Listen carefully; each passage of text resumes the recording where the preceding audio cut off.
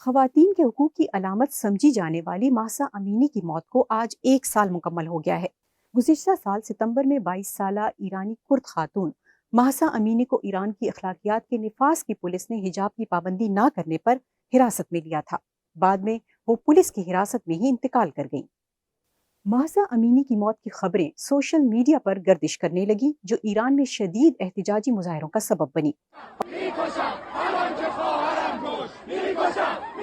ہزاروں لوگ ان کی حمایت میں سڑکوں پر نکل آئے۔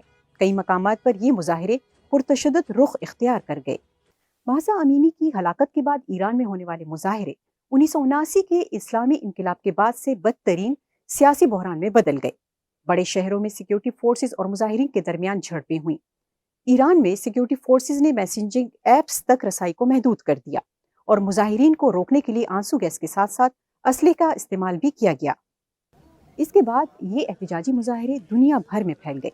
یورپ میں خواتین نے مہسا کے ساتھ اظہار یکجہتی کے لیے مظاہروں کے دوران حجاب کو آگ لگائی اور اپنے بال کاٹے۔ امریکہ نے ایران میں اخلاقیات کے نفاذ کی پولیس پر پابندیاں لگا دی۔ انسانی حقوق کی تنظیموں نے کہا ہے کہ ایران میں مظاہروں کے دوران 500 سے زیادہ افراد ہلاک اور سینکڑوں زخمی ہوئے اور ہزاروں کو گرفتار کیا گیا، جن میں 71 نابالغ افراد بھی شامل تھے۔ بعد میں ایران میں اس سلسلے میں ہونے والی پکڑ دکڑ میں 2200 افراد کو گرفتار کیا گیا۔ ایران میں پردہ نہ کرنے والی خواتین کی شناخت اور انہیں سزا دینے کے لیے کیمرے بھی نصب کیے گئے، اور اس کے لیے ملک کی پارلیمنٹ طویل قید اور سخت سزاؤں پر غور کر رہی ہے۔